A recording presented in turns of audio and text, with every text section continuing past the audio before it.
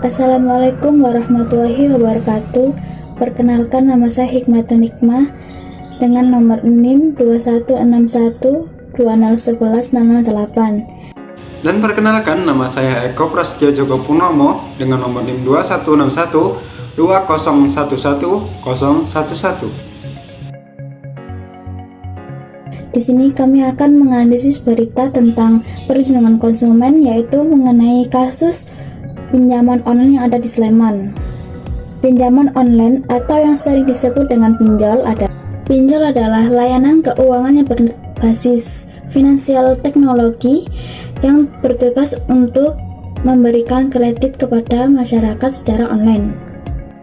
Dengan ini, kita tidak perlu repot-repot mengantri di bank untuk meminjam uang dan untuk mengisi formulir. Kini pinjaman tersebut telah berbentuk menjadi aplikasi dan mudah untuk diunduh dari internet.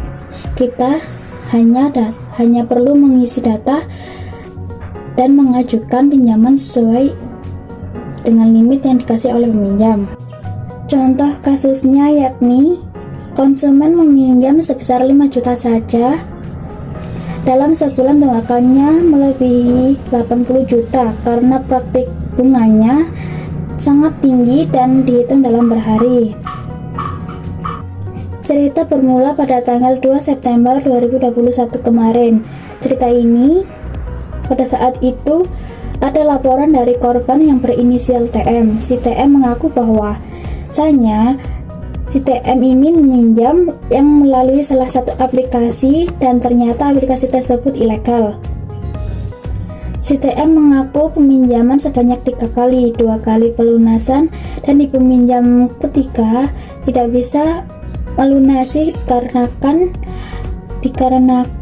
tak punya uang dan tagihannya sudah menunggak mencapai 3 kali lipat. Satu hari jatuh tempo, tes kolektor pinjol ini meneror si korban dan keluarga korban, sehingga korban mengalami tekanan psikologis hingga mental si korban semakin terpuruk.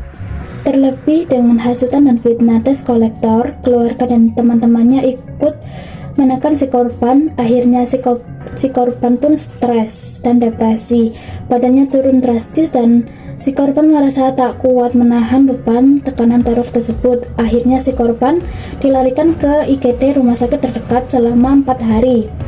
Si korban pun harus dirawat dan berdasarkan laporan si korban hanya menerima setengah dari yang diajukan, namun si korban mengembalikannya dengan bunga yang tinggi. Mendapat laporan tersebut, kepolisian membuat tim khusus untuk menyelidiki praktik pinjaman online tersebut. Alhasil penyelidikan berhasil dan mendapatkan lokasi pelaku yang ada di Jalan Profesor Herman Yohanes Catur Tunggal, Newon, Depok, daerah Yogyakarta. Diduga ada 86 pegawai yang tengah kerja di kantor tersebut. Dalam penangkapan, polisi juga mengamankan sejumlah bukti berupa 105 PC dan ponsel. Kepolisian mengungkap bahwa kantor tersebut membawahi 23 aplikasi ilegal dan 1 aplikasi yang terdaftar di OJK, dan semua orang yang tertangkap dalam kantor tersebut akhirnya dibawa ke kepolisian untuk dimintai keterangan lebih lanjut. Esok hari, kepolisian memulangkan 79 pegawai kantor tersebut dan sementara sisanya masih dilakukan pemeriksaan secara intens. Polisi juga mendapatkan fakta bahwasannya perusahaan ini telah mendaftarkan 1 aplikasi yang ada di OJK. Diduga hal itu ditutupi 23 aplikasi yang ilegal, 2 aplikasi pinjol ilegal lainnya dari endosan petugas.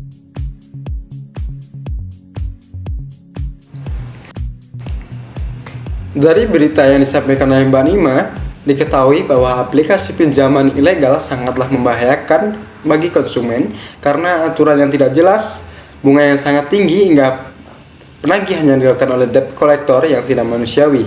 Dari kasus pinjol ilegal ini sangatlah menyalahi aturan tentang perlindungan konsumen, yaitu pasal 8 ayat 1 Undang-Undang Republik Indonesia tahun 1999 tentang perlindungan konsumen yang berbunyi, pelaku usaha dilarang memproduksi atau memperdagangkan barang yang ke-1 tidak memenuhi atau tidak sesuai dengan standar yang dipersyaratkan dan ketentuan peraturan perundang-undangan.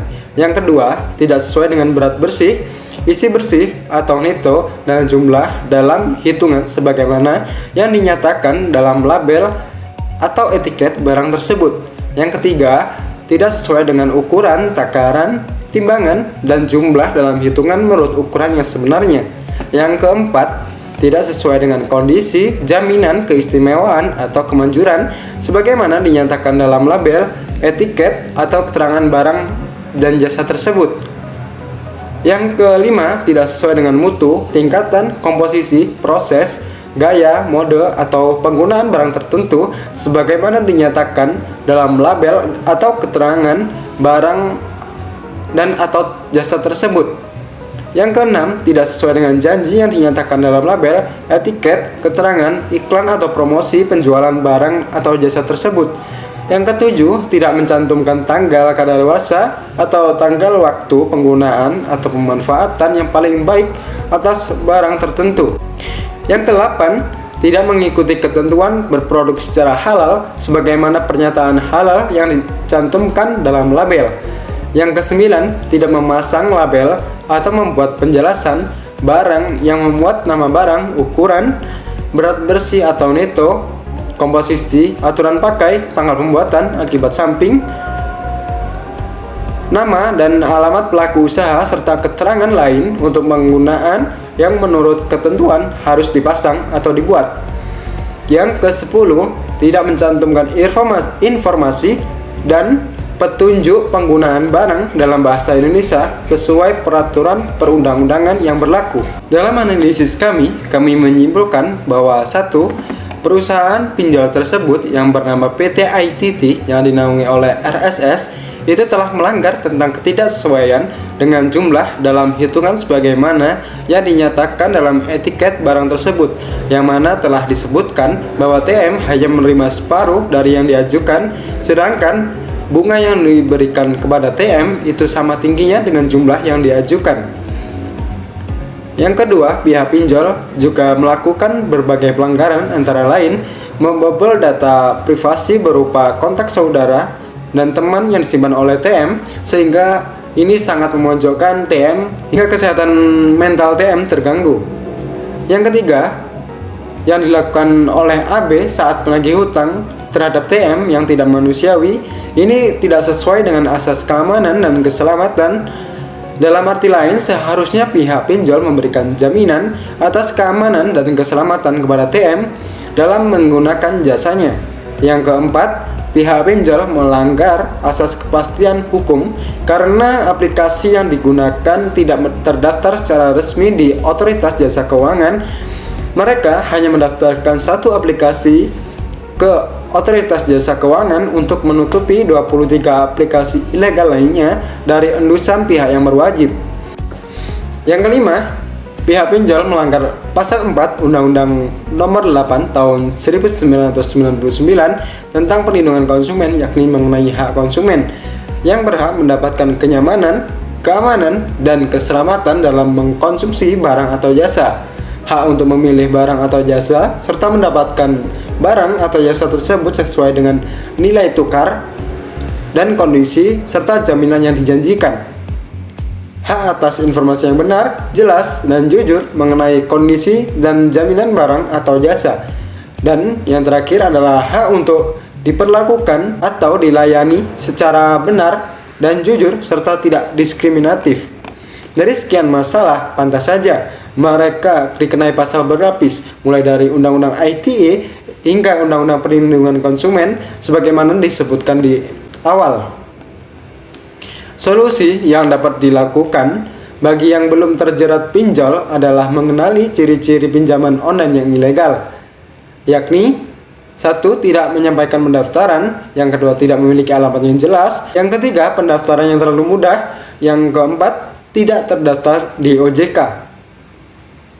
Dan solusi bagi yang sudah terjerat pinjol, apabila pinjol tersebut ilegal, pengguna dapat melaporkan kepada pihak kepolisian atau pihak yang berwajib jika sudah menyalahi aturan dan tidak manusiawi saat penagihannya. Dan solusi bagi pemerintah ialah memperkuat jaringan cyber security di Indonesia, sehingga kasus pinjaman ilegal semakin tidak memiliki ruang gerak.